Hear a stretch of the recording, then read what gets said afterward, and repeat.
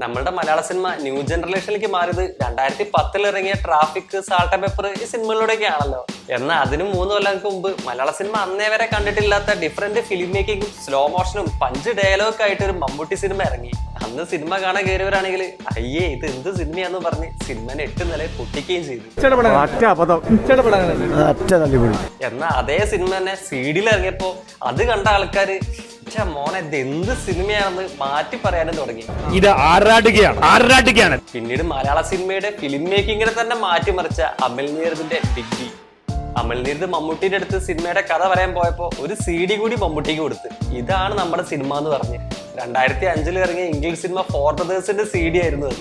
അതായത് 4 ബ്രദേഴ്സിന്റെ ഓൾമോസ്റ്റ് 100% തന്നെ റീമേക്ക് ആയിരുന്നു ബിഗ് ബി. ഒരു സിനിമയുടെ 100% റീമേക്ക് എന്ന് പറയുമ്പോൾ എന്തായാലും ഒറിജിനലിനേക്കാൾ നന്നാവാൻ ചാൻസ് കുറവല്ലേ, എന്തായാലും മോശമാകാനാണല്ലോ ചാൻസ് കൂടുതൽ. നമ്മുടെ മത്സരത്താഴമൊക്കെ തമിഴിലും തെലുങ്കിലും കൊണ്ടുപോയി വൃത്തികേടാക്കിയത് നമുക്കറിയാലോ. അപ്പൊ അതുപോലെ ബിഗ് ബി 4 ബ്രദേഴ്സിനേക്കാൾ മോശമാവാണോ ചെയ്ത് നന്നാവാണോ ചെയ്ത്?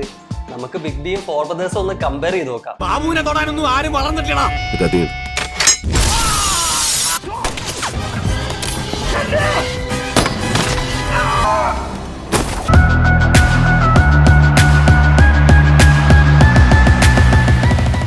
രണ്ട് സിനിമയുടെയും കഥ ഓൾമോസ്റ്റ് സെയിം തന്നെയാണ്. ഇനി ഡിഫറൻസ് പറയാനാണെങ്കിൽ ബിഗ് ബിയിൽ കേസ് അന്വേഷിക്കുന്ന ACP ബാലാജി നല്ല ആളാണ്. ആളവസാനം വില്ലനായ സായിപ്പ് ടോണി കൊല്ലുന്നുണ്ട്. അതുപോലെ ബാലാജിയുടെ കൂടെ കേസ് അന്വേഷിക്കുന്ന CI ജോർജ് സായിപ്പ് ടോണിയായിട്ട് ഒരു അഡ്ജസ്റ്റ്മെന്റിൽ പോണ ഉഡായിപ്പാണ്. പിന്നെ സായിപ്പ് ടോണിയായിട്ട് ബിസിനസ് ചെയ്യുന്ന മേറെന്നൊരു സെക്കൻഡ് വില്ലനും ബിഗ് ബിയിലുണ്ട്. ആളവസാനം ബിലാലി ട്രാപ്പിൽ പെടുത്തിയിട്ട് സൂയിസൈഡ് ചെയ്യിക്കുകയാണ് ചെയ്യുന്നത്. എന്നാൽ 4 ബ്രദേഴ്സിൽ ഇങ്ങനെ മേയർ എന്ന് പറഞ്ഞൊരു ക്യാരക്ടർ ഇല്ല. അതിന് വരെ കേസ് അന്വേഷിക്കുന്നത് 2 ഡിറ്റക്റ്റീവ് പാർട്ട്നേഴ്സ് ആണ്.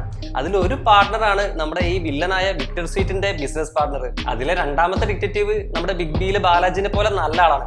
ആളെ കൊല്ലുന്നത് ബിഗ് ബിയിലെ പോലെ മെയിൻ വില്ലൻ അല്ല, പകരം ഇതിലെ ഉഡായിപ്പ് ഡിറ്റക്റ്റീവ് ആണ്. ബിഗ് ബിയിൽ മേയറിനെ ട്രാപ്പ് ചെയ്യുന്ന പോലെ ഇതിൽ ചെയ്യുന്നത് ആ വില്ലൻ ഡിറ്റക്റ്റീവിനെയാണ്. പിന്നെ 2 സിനിമയുടെ അവസാനം നായകൻ വില്ലനെ കൊല്ലുന്നു, വില്ലൻ തന്നെ ഉണ്ടാക്കിയ കുഴിയിൽ കുഴിച്ചിടുന്നു. ബിഗ് ബിയിലാണെങ്കിൽ ബിലാല് ടോണിയെ കൊന്ന് ഒന്നും അറിയാത്ത പോലെ ജസ്റ്റ് വീട്ടിലേക്ക് പോകുന്നു. എന്നാൽ 4 ബ്രദേഴ്സിൽ വിക്ടർ സ്വീറ്റിനെ കൊന്നത് അന്വേഷിക്കാൻ ബ്രദേഴ്സിനെയും പോലീസ് സ്റ്റേഷനിലേക്ക് വിളിച്ചു വരുത്തുന്നു, കുറ്റം സമ്മതിപ്പിക്കാൻ നോക്കുന്നു. അവസാനം തെളിവൊന്നും കിട്ടാത്തതുകൊണ്ട് അവരെ വെറുതെ വിടുന്നു. ഇത്രയും സീനുകൾ മാറ്റിവെച്ചാൽ ബാക്കി എല്ലാ സീനും ബിഗ് ബിയും 4 ബ്രദേഴ്സും scene to scene, shot to shot പക്ക റീമേക്കാണ്. അപ്പൊ ഇത് ജസ്റ്റ് കോപ്പിയാണ്. അപ്പൊ അമൽ നീരദിന് എന്താ പണി? അത് മനസ്സിലാക്കണമെങ്കിൽ നമുക്ക് സീൻ ബൈ സീൻ ആയിട്ട് തന്നെ നോക്കണം. ഫസ്റ്റ് നമുക്ക് നായകന്മാരുടെ ഇൻട്രോ സീൻസ് നോക്കാം. അമ്മയുടെ സംസ്കാരത്തിന് 4 വളർത്തുമക്കളിൽ 3 പേര് വരുന്നു.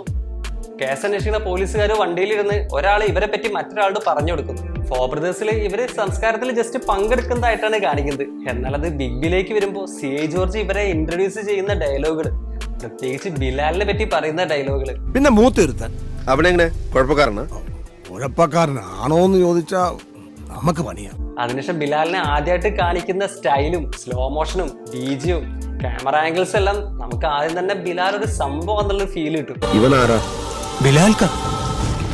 ബിലാൽ ജോൺ കുരിശിന്റെ.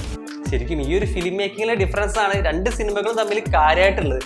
അതുകൊണ്ടാണ് ഒരേ കഥയായിട്ടും നമുക്ക് 2 ടോട്ടലി ഡിഫറെന്റ് സിനിമയായിട്ട് തന്നെ തോന്നുന്നത്.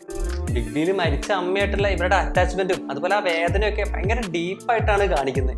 എന്നാൽ 4 ബ്രദേഴ്സിൽ ബോബി കരയുന്നതൊക്കെ കാണിക്കുന്നുണ്ടെങ്കിലും ആ ഒരു ഡെപ്ത് നമുക്ക് കിട്ടില്ല. ബിലാലെ അമ്മയെ കൊന്നയാളെ കണ്ടുപിടിക്കാൻ ലോക്കൽ റോഡി ഫെലിക്സിന്റെ അടുത്ത് പോണ സീൻ എനിക്കില്ലേ? നിനക്കടുത്ത പള്ളിപ്പെരുന്നാളിന് മേടിച്ചരാം. അമ്മയെ കൊല്ലുന്ന വീഡിയോ ഫുട്ടേജ് കണ്ടിട്ട് ബിഗ് ബിയിൽ ഇവർ കോളനിയിലേക്ക് പോകുന്നതും 4 ബ്രദേഴ്സിൽ ഇവർ പോകുന്നത് ഒരു ബാസ്കറ്റ്ബോൾ ക്ലബിലേക്കാണ്. ഈ സീൻസ് എല്ലാം ഇംഗ്ലീഷിൽ ഒരു ജസ്റ്റ് ഓർഡിനറി സീൻസ് ആണ്. This is not the talking part, okay? This is the listening part, so shut your mouth. പക്ഷെ അമൽ നീരദ് ഈ സെയിം സീൻസ് ചെയ്തു വെച്ചത് വേറെ ലെവലിലാണ്. ഇവന്റെ വാപ്പായ ദുബായിലായിരുന്നു, ഒന്ന് കാണാൻ വന്നതാ. അവിടെ ബിലാല് പറഞ്ഞ ഓരോ ഡയലോഗ് ഇപ്പോഴും നമ്മുടെ മനസ്സിലുള്ളത് ആ ഒരു സീനിൽ അമൽ നീരദിന്റെ സ്ക്രീൻ പ്ലേയുടെയും അതുപോലെ തന്നെ ഡയറക്ഷന്റെയും ഒക്കെ ഒരു ഇമ്പാക്ട് കൊണ്ടാണ്. നീയൊക്കെ അരട്ടൗസർ ഇട്ടുണ്ട് അജന്തയിൽ ആദിഭാവം കണ്ടുകൊണ്ട് നടക്കുന്ന ടൈമിൽ നമ്മൾ ഈ സീൻ ഇട്ടതാ. നിന്റെ കേൾക്കാനോടൊക്കെ ചോദിച്ചാ അറിയാം. ഒന്ന് വിട്ടുപോയി മമ്മൂട്ടിയുടെ ആ ഒരു ലോ ബേസിലുള്ള ഡയലോഗ് ഡെലിവറിന്റെയും. ശരിക്കും ബോബിയുടെയും ബിലാലിന്റെയും ഡയലോഗ് ഓൾമോസ്റ്റ് സെയിം തന്നെയാണ്. Some of you probably knew my mother, and some of you probably know she was shot about a week ago across the street. I'm looking for the witness. ഇവിടെ അടുത്ത വീട് ഞങ്ങളുടെ അമ്മയറിയും Mary ടീച്ചറിന്റെ കൊലപാതകത്തിന്റെ ഒരു സാക്ഷി ഇവിടെ ഉണ്ട്. എന്നിട്ട് നമുക്ക് ആ ഡിഫറൻസ് ഫീൽ ചെയ്യുന്നുണ്ടെങ്കിൽ അത് മമ്മൂട്ടിയുടെ ആ ഒരു ഡയലോഗ് ഡെലിവറിന്റെ ഒരു ഡിഫറൻസ് ആണ്. പിന്നെ വരുന്ന ചേസിങ് സീന്, കാർ ചേസിങ് എനിക്ക് തോന്നുന്നത് ബിഗ് ബിനേക്കാൾ ബെറ്റർ ഫോർ ബ്രദേഴ്സ് ആണ്. പ്രത്യേകിച്ച് അതിന്റെ ഒരു ഒറിജിനാലിറ്റി, ആ ഒരു ഇന്റൻസ് എല്ലാം ഫോർ ബ്രദേഴ്സിനാണ് കുറച്ചുകൂടി കിട്ടുന്നത്. എന്നാൽ വില്ലന്മാരുടെ വണ്ടി മറിയുന്ന സീനൊട്ട് ബിഗ് ബിന്റെ റേഞ്ച് മാറി. വണ്ടി മറിയുന്ന സീനും പിന്നെ വണ്ടി കത്തിക്കുന്ന സീനൊക്കെ അത്രയ്ക്ക് അടിപൊളിയായിട്ടാണ് ആ ഒരു സ്ലോ മോഷനും ബാക്ക്ഗ്രൗണ്ട് മ്യൂസിക് വെച്ചിട്ട് അമൽനീത് ചെയ്തിട്ടുള്ളത്. അതിനുശേഷമുള്ള ഗൺ ഫൈറ്റും ബിജോ മരിക്കുന്ന സീനും ബിഗ് ബിന്റെ മേക്കിംഗ് വേറെ ലെവലാണ്. ഗൺ ഫൈറ്റ് പറയുകയാണെങ്കിൽ ചിലപ്പോൾ ഫോർ ബ്രദേഴ്സ് ആയിരിക്കും ബെറ്റർ. നമ്മൾ നേരത്തെ കാർ ചേസിങ് പറഞ്ഞ പോലെ കുറച്ചും കൂടി ഒറിജിനാലിറ്റി ഉണ്ട്. പക്ഷെ ആ സീനിന്റെ സ്റ്റൈലും മേക്കിങ്ങും ഒക്കെ ബിഗ് ബി അടിപൊളിയാണ്. ആ സീനിൽ എഡ്ഡിയും ജെർമിയും ഒരേ ഡയലോഗ് അടിക്കുന്നുണ്ട്. അതിൽ എഡ്ഡിയുടെ ഡയലോഗ് ഒന്നുകൂടെ ഇമോഷണലും അതുപോലെ മാസും ആയിരുന്നു.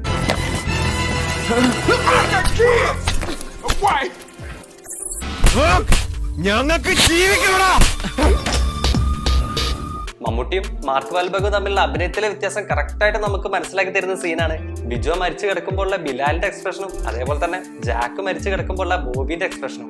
ആ ഒരു സീനിൽ മലയാളത്തിൽ ബിലാല് കണ്ണ് നനയാതെ കരഞ്ഞ്, അതായത് മനസ്സുകൊണ്ട് കരഞ്ഞ്. ആ ഒരു സീനിലെ ബോബി ആയിട്ടുള്ള മാർക്ക് വാൽബർഗിന്റെ അഭിനയത്തിനേക്കാൾ ഒരു പടി മുകളിൽ തന്നെയായിരുന്നു മമ്മൂട്ടിയുടെ അഭിനയം. ഇന്ന് നമ്മൾ വില്ലനിലേക്ക് വരികയാണെങ്കിൽ ഫോർ ബ്രദേഴ്സിൽ ചോയിറ്റൽ എഡ്ജഫോർ ആണ് ആക്ടറുടെ പേര്. ആള് ചെയ്ത വിക്ടർ സ്വീറ്റ് എന്നുള്ള ക്യാരക്ടറാണ് നമ്മുടെ സായിപ്പ് ടോണിനേക്കാൾ കൂടുതൽ എനിക്ക് ഇഷ്ടപ്പെട്ട്. മലയാളത്തിൽ സായിപ്പ് ടോണി ചെയ്ത നടന്റെ പേര് ഷെർവീർ അങ്ങനെ എന്തോ ആണ്.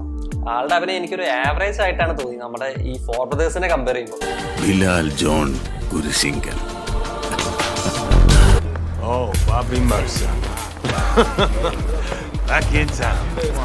പിന്നെ അവസാനത്തെ ക്ലൈമാക്സും ഫൈറ്റ് സീനും. ആ ഫൈറ്റ് സീന് എനിക്ക് തോന്നുന്നു രണ്ട് സിനിമ ഓൾമോസ്റ്റ് സിമിലർ തന്നെയാണ്. പിന്നെ ബിഗ് ബിയിൽ ആ സ്ലോ മോഷൻ ഒക്കെ വരുമ്പോൾ കുറച്ചുകൂടി ഭംഗിയാണ്. പക്ഷെ ബിഗ് ബിയിൽ ബിലാൽ നടന്നു വരുന്ന സീൻ, അതേ സെയിം സീൻ തന്നെ ഫോർ ബ്രദേഴ്സിൽ ബോബി നടന്നു വരുന്നുണ്ട്. പക്ഷെ ആ രണ്ടിന്റെ വ്യത്യാസം നമുക്ക് ശരിക്കും നടന്നു വരുന്ന ആ സ്ലോ മോഷനും ബാക്ക്ഗ്രൗണ്ട് ബീജിയും അമൽനീത് എന്നുള്ള ആ ഒരു ഡയറക്ടറെ വ്യത്യാസം നമുക്ക് ആ സീനിൽ കറക്റ്റ് ആയിട്ട് മനസ്സിലാവും. ബിഗ് ബിയും ഫോർ ബ്രദേഴ്സും ഒരേ കഥയാണെന്ന് പറഞ്ഞാലും രണ്ട് സിനിമയുടെയും മെയിൻ ഹീറോന്റെ ക്യാരക്ടറൈസേഷൻ ടോട്ടലി തന്നെ ഡിഫറെന്റ് ആണ്. ഫോർ ബ്രദേഴ്സിലെ ബോബി പഴയൊരു ക്രിമിനൽ ആണെങ്കിലും എല്ലാത്തരം വികാരങ്ങളും എല്ലാത്തരം ഫീലിങ്സ് ഉള്ള ഒരു സാധാരണ മനുഷ്യനായിട്ടാണ് കാണിക്കുന്നത്. ബോബി അമ്മയെ ആലോചിച്ച് കരയുന്നുണ്ട്. അതുപോലെ തന്നെ ജാക്ക് മരിക്കുന്ന സീനിലും ആള് കരയുന്നുണ്ട്. അവര് 4 ബ്രദേഴ്സും ഫ്രണ്ട്സ് പോലെയാണ്. തമാശകൾ പറയുന്നുണ്ട്, അവര് ഗെയിം കളിക്കുന്നുണ്ട്. പക്ഷെ ബിഗ് ബിയിലേക്ക് വരുമ്പോ ബിഗ് ബിയിലെ ബിലാൽ അങ്ങനെയല്ല. ബിലാൽ അധികം സംസാരിക്കില്ല. അത് മാത്രമല്ല ആള് മുംബൈ അധോലോകത്തിലെ എന്തോ വലിയ പുള്ളിയാണെന്ന് ആളുടെ സംസാരത്തിലും നടപ്പിലും ബോഡി ലാംഗ്വേജിലും ഒക്കെ ഉണ്ട്. ബിലാലിനെ എല്ലാവരും ഒരു പേടിയോടെയും ബഹുമാനത്തോടെയൊക്കെയാണ് നോക്കുന്നത്. അതിനി അനിയന്മാരായാലും പോലീസുകാരായാലും. ജോർജ് മരിപ്പിനുള്ള വടയും ചായ ഞാൻ തരുന്നുണ്ട്, ഇപ്പോഴല്ല പിന്നെ.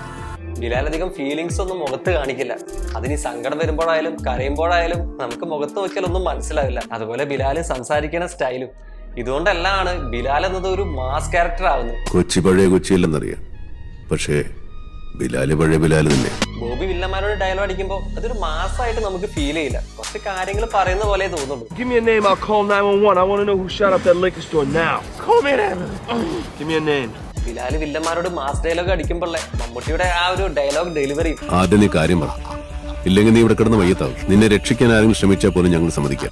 അതുപോലെ ബാക്ക്ഗ്രൗണ്ട് മ്യൂസിക്കും ആ ഒരു സീനിന്റെ മേക്കിങ്ങും ക്യാമറ ആംഗിൾസും എല്ലാം അത്ര അടിപൊളി ആയതുകൊണ്ടാണ് 15 വർഷം കഴിഞ്ഞ് ഇപ്പോഴും ബിലാൽ എന്ന ആ ഒരു ക്യാരക്ടറെ നമ്മൾ ഓർത്ത് നിൽക്കുന്നത്. അതുകൊണ്ട് തന്നെയാണ് ഫോർ ബ്രദേഴ്സ് ഹോളിവുഡിലെ ജസ്റ്റ് അനദർ ആക്ഷൻ മൂവി ആയപ്പോൾ ബിഗ് ബി എന്നുള്ളത് മലയാളത്തിലെ ഒരു ട്രെൻഡ് സെറ്റർ തന്നെ ആയത്.